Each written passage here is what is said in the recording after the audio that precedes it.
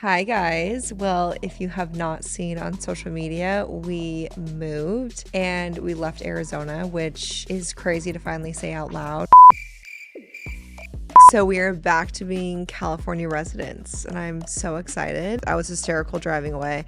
And then when I was leaving the driveway, I noticed the kids' height markings in the garage on the door frame. Oh my God, I about lost it. Oh my God. I think I popped some blood vessels in my eyes. I'm gonna start a house hunting series, I think, on TikTok, because we toured a house the other day and nothing makes me hornier than Zillow. I'm just gonna be honest with you. The other thing too is I feel like when we moved, it was such a clean slate for me. Here's the thing, Cadbury eggs. I know this is a moving podcast, but I just want to say one thing. What you be putting in those bitches? Because I'm telling you, the crunch with the creaminess, they only come out once a year. So it's like you have to go ham. Hi, welcome to Cheers. I'm your host, Avery Woods.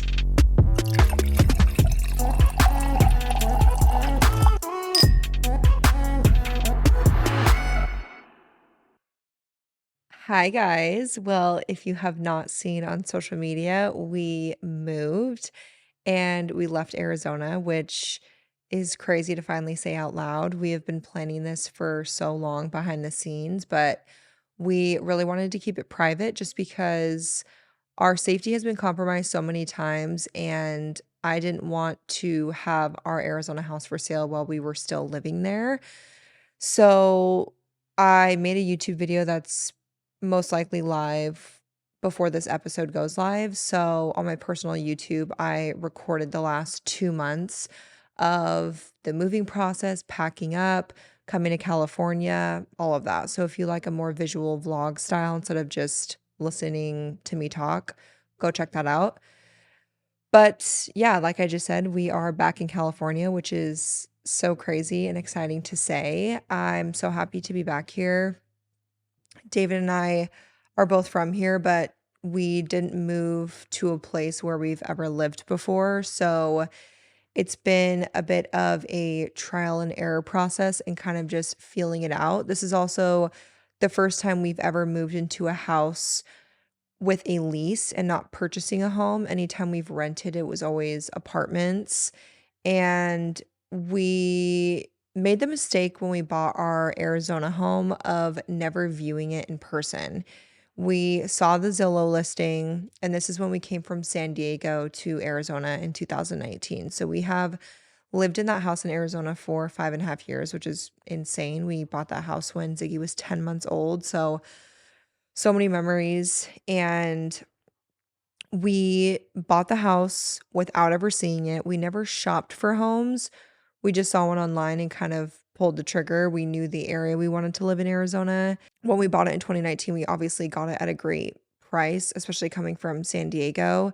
And that was before the housing market got insane. So we were very lucky when we bought that home. And don't get me wrong, it was an amazing house. We obviously made so many memories in that house. We brought Stevie home in that house. I mean, like I said, Ziggy was 10 months old, so it's really the only house he's ever remembered, and that's their childhood home. So it was definitely not easy to leave all of those memories. But, we had thought about this decision for so long, and I think in the back of our minds, we always kind of wanted to come back to what we considered home, which is California. All of our families here. But we were always tied down to Arizona because of work and personal relationships and financially. And obviously, I had a huge career transition. And then I had David leave his job to help at home. And so we weren't tied down to our jobs anymore. We were so fortunate that the career that I have grown gives us the ability to afford where we would want to live in California, which again, we've never had before. And we do still have so many loved ones in Arizona, and that was the only thing keeping us there. And that is a good enough reason to stay. Don't get me wrong. That is such a hard decision to make, especially emotionally. But all of our friends have all of their family and extended family around them, and we see how important that is and how much that's needed when you have young children. And the other thing too is I moved so much as a kid, and I remember going to multiple different elementary schools just in 5th grade, so I was 10, and I remember that vividly, and I'm turning 30 in a couple weeks, and I'll carry that with me forever. And Ziggy and Stevie are only 6 and 3, and they're at an age where they start becoming established now, right? Ziggy's in kindergarten, Stevie's going into kindergarten in 2 years.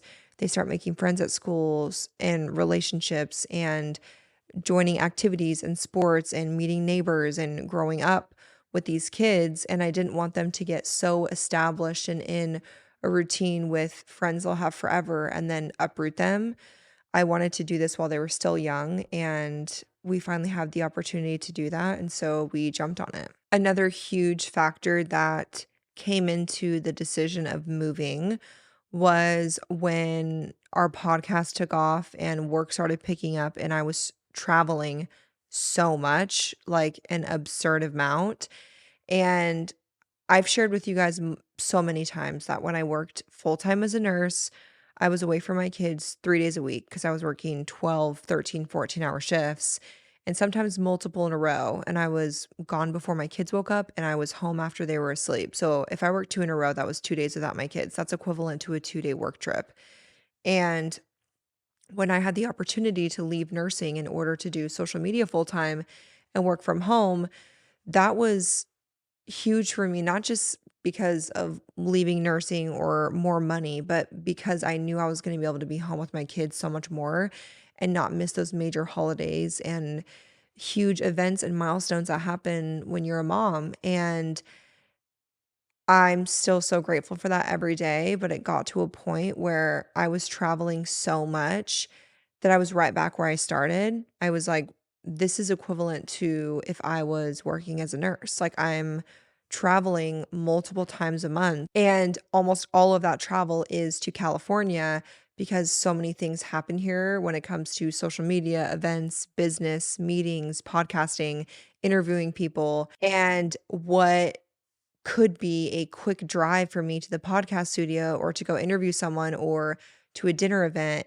is a like 48 to 72-hour trip because I have to fly, I have to stay in a hotel, I'm away from my kids and my family. Like just the other day, we went to go interview someone and we left here. We're there in like 45 minutes. I was gone for maybe 3 hours and then came home and was able to make dinner, have it with my kids, and go to sleep. It was a dream. Like, I've never had that before when it comes to this world. And it just felt so right to be able to do that. The biggest thing that we had to decide was where we wanted to locate. And obviously, I'm like, my family's from Central Coast, California. I spent a lot of my childhood there. David's from San Diego, but we kind of had to meet in the middle because of my job. It's centered mostly around Los Angeles area, and we've never lived over here before, but I'm obviously really familiar with the area because I'm here all the time for work and we have so many loved ones here. And I never usually stay, like, in hotels. I'm always staying with people I'm close to because it's more comfortable and I can visit, and so I'm around this area a lot, and community is huge for us. When I gave birth to Ziggy and we lived in San Diego, I felt so beyond isolated.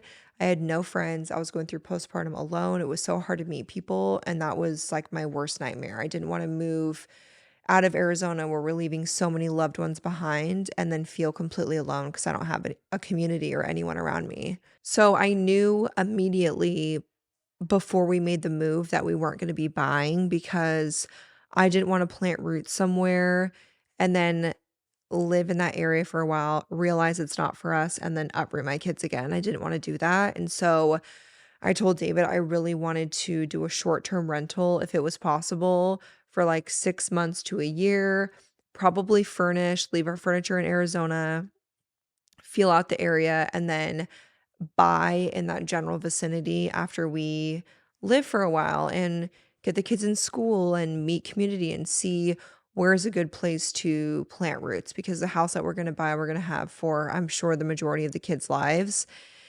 And we'll at least be in the area until they graduate high school for sure. But we also love the beach, and that's really hard because I don't wanna be in a huge city. I want to be close to the beach. I want my kids to grow up by the beach and be one with nature and be able to go outside year round and have parks and play outdoors. And in Arizona, I do think it's a great place to raise a family, don't get me wrong, and we have so many memories there, but from April until, like, October, it's triple digits, it's so hot, especially, like, June and July. You can't survive without a pool, and if you do have a pool, it's like a swamp, and the kids are done swimming in, like, an hour, so they're trapped inside in air conditioning all day on an iPad or a TV, and it's really hard, it really is, and the parents in Arizona totally understand where I'm coming from because it's really difficult, and that's why they do a lot of, like, modified year-round schooling because the summers are so rough. It's better the kids be in school in air conditioning than not. So, we wanted to be close to the area I was gonna work, have a community, and also semi be by the water. So, an area that we love so much is Pacific Palisades, and we've always loved it, never been able to afford it, and earlier this year, we found, like, a dream rental. It was perfect for what we needed. It was walking distance to the school I had my eye on for the kids. It was close to our community, it was close to work, it was close to the beach, it was a little golf cart area, there was shopping and the beach and just so many things. And we applied for it and we got an email that we were approved for it and we were so excited. And then it burned down 24 hours later. It was one of the strangest experiences I've ever been through because it was almost like a mourning, but it wasn't mourning because it wasn't our house, and we also were so sad for the community that's here that we know, and we know people personally in our lives that lost everything. Like, their insurance was canceled and they lost everything. Their house, everything inside.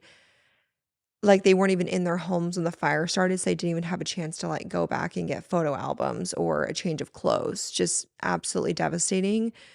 So, I didn't feel the right to be upset or sad or emotional because I knew people that had lost so much, and we had our house in Arizona. We had a roof over our heads and our kids were safe and we were safe. Like, that was all that mattered.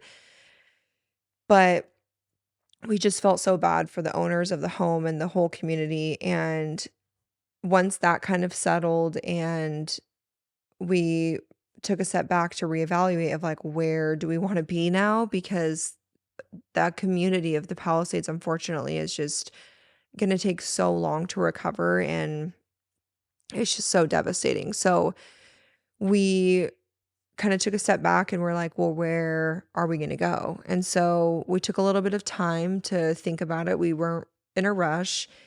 And we started looking again in like the outskirts area of where we originally were going to live.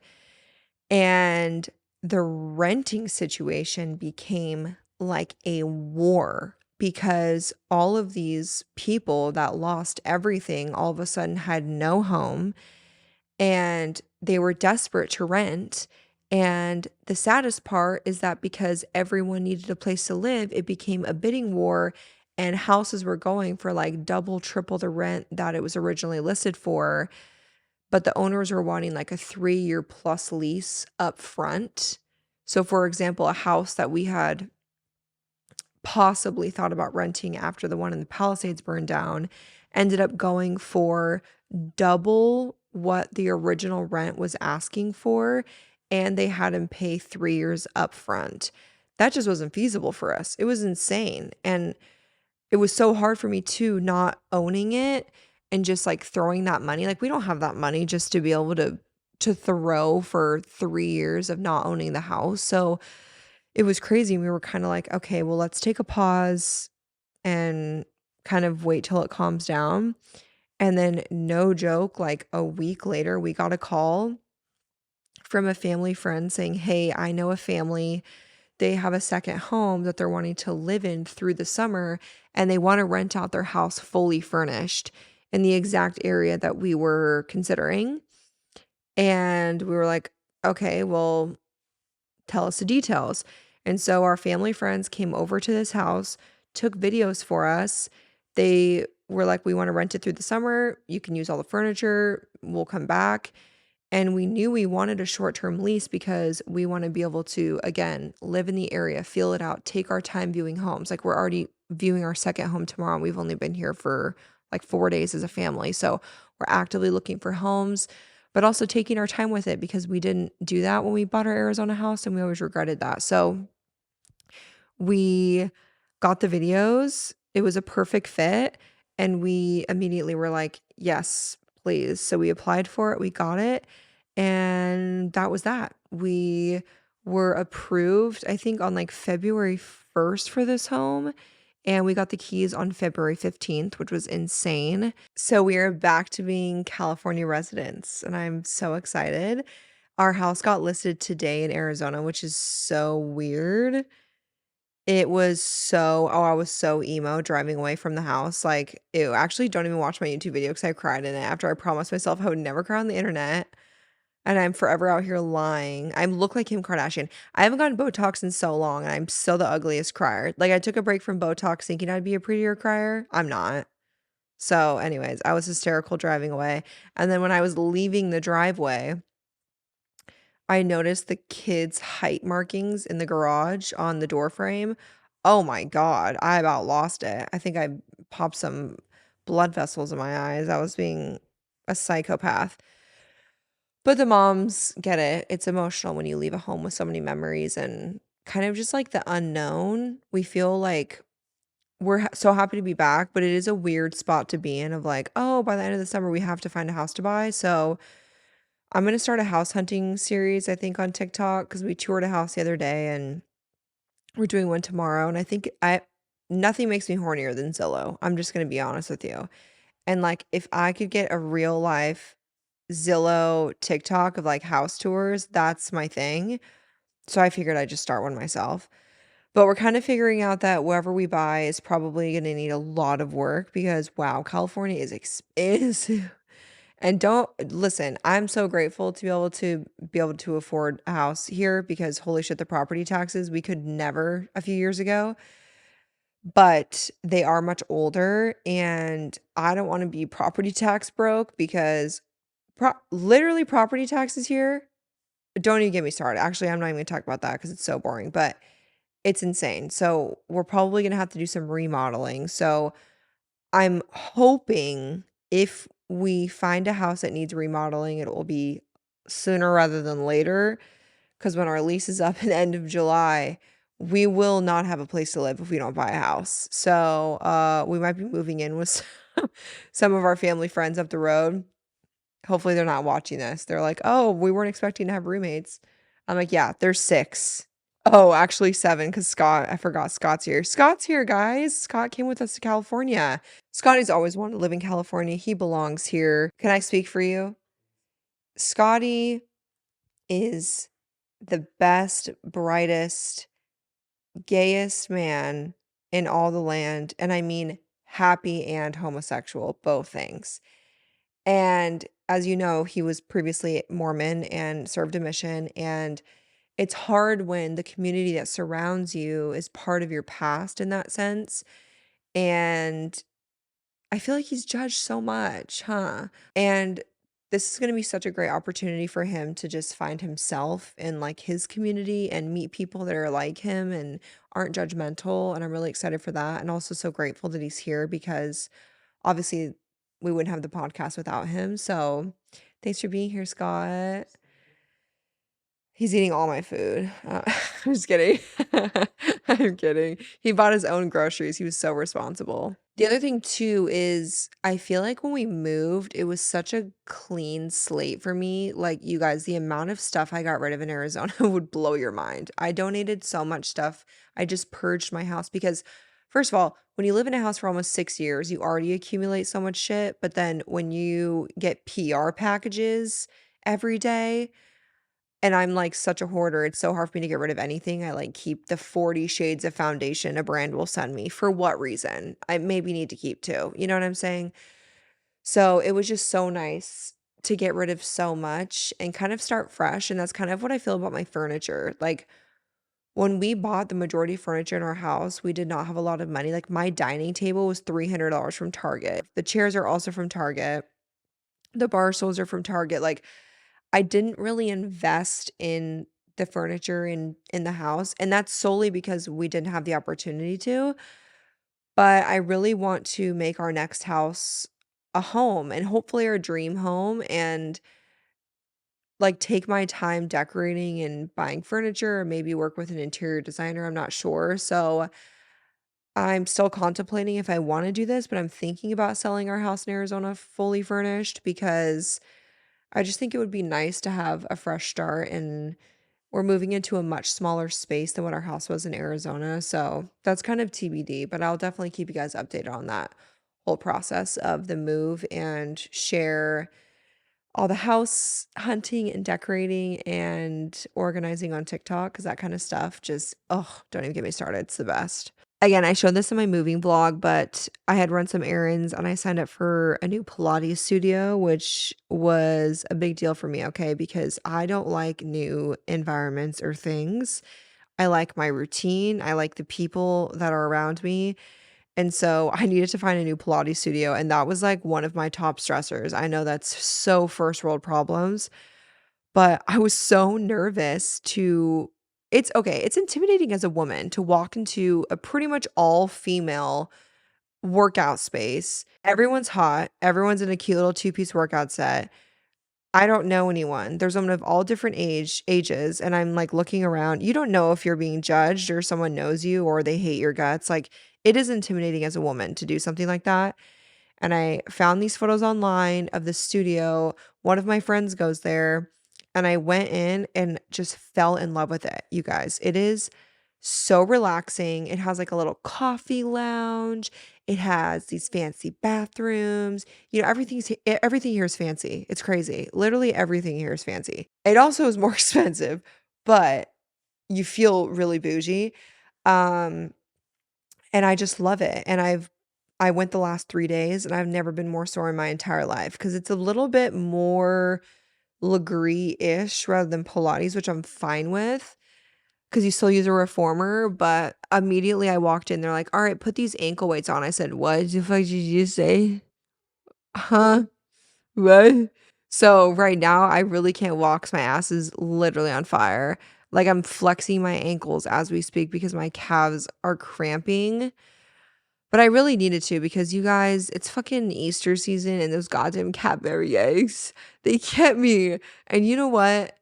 Deborah came and dropped off a massive bag of them. And of course, they're already gone. Scott just saw me sitting on the couch eating them like the big back that I am. So I'm trying to keep up with Pilates in the middle of moving because I'm eating 4 pounds of Cadbury eggs a fucking day. No, here's the thing. Cadbury eggs. Just I know this is a moving podcast, but I just wanna say one thing.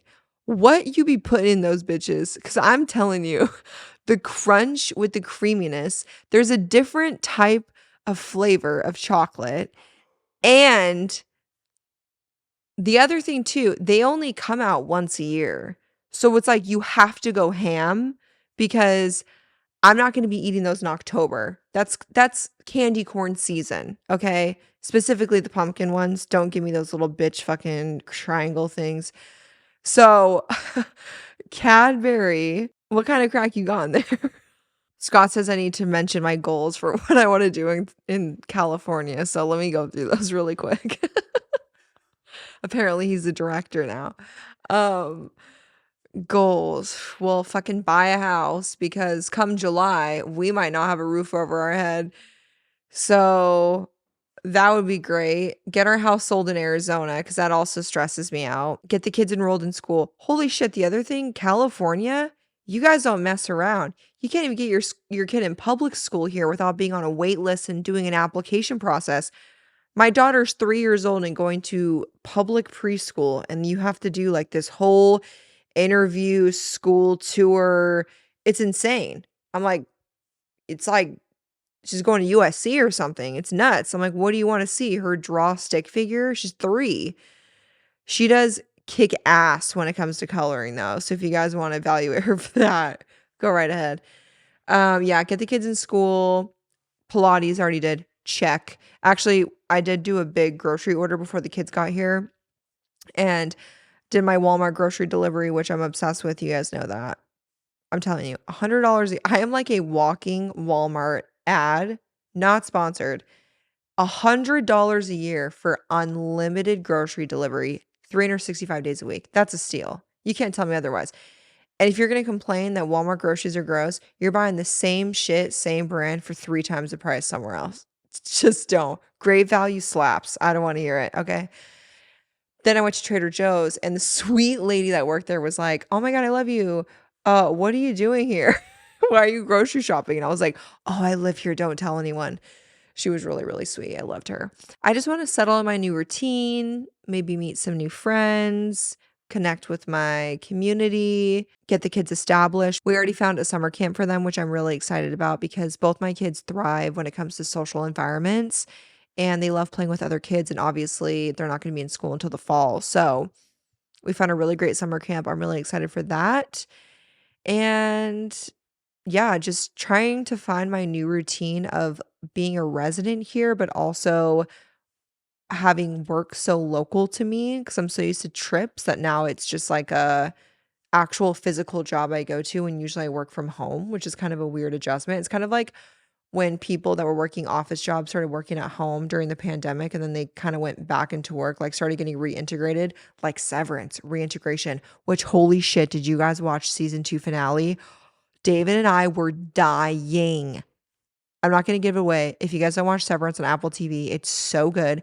And the season 2 finale, you guys, and can we talk about the fact, hold on, spoiler if you haven't watched. Can we talk about the fact that he left Gemma and then Gemma doesn't realize that that's Mark's innie? She's like looking at her husband thinking it's him, like the Audi Mark, and that he's just leaving her.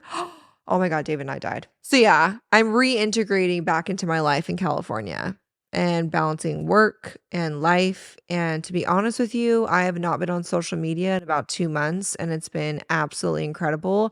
I don't scroll, I don't look at comments, I hardly check DMs. I feel so disconnected from so many people in my personal life because I don't know what's going on with them. So I text people, I'm like, hey, what are you up to? Because I don't know what you're doing on social media. But I've just gotten to a point where I'm like, all people want when they're mean to me is for me to see what they have to say about me. They want me to see the nasty comments, the nasty DMs, the nasty videos they make about me. Why am I going to give them that satisfaction? I'm offline. I don't fucking know what you're saying about me. How can I care if I don't know? The best thing I can do for myself is to protect myself and my peace by not looking. And I've been so much more present with my family, and I'm so excited to do that here in a new place and a new environment and just make our house so cozy and warm and make sure my kids are adjusted because they're my priority and my family's my priority. And being offline and not scrolling has given me so much more free time to focus on my family. It makes me feel guilty to think about the amount of time I've lost by being face deep in my phone. And I'm so grateful that that's my job. And obviously, like, I'm still filming and editing and posting that stuff, but I'm not scrolling or actively looking at what people are saying. And that's been the best thing I can do for myself. And doing that in combination with leaving the environment I was in before, because I feel like Arizona did hold a lot of toxicity for me.